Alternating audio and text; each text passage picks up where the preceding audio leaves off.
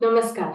मी doctor Pragya Garhwal, काचबिंदूची विशेषज्ञ आहे आणि मी या महत्त्वाच्या काचबिंदू जागरूकता महिन्यात glaucoma the silent thief of vision बद्दल बोलण्यासाठी तुमच्या समोर आहे. तुम्हाला वाटेल काचबिंदूच्या जागरूकतेबद्दल एवढी गडबड का? या क्षेत्रात 11 वर्ष काम केल्यावर मी तुम्हाला हे सांगेन. काचबिंदूचे पेशंट्स नियंत्रित रोग राखून जेव्हा परिपूर्ण जीवन जगतात, तेव्हा मला सर्वात जास्त समाधान मिळते.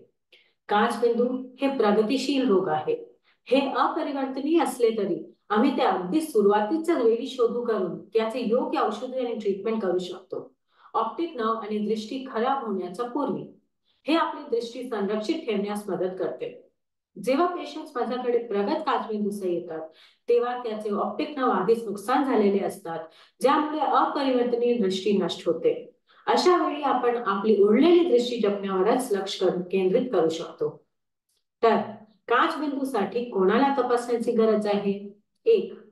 40 वर्षापेक्षा जास्त वयाच्या प्रत्येकाने वार्षिक नेत्र तपासणी करावी. 2.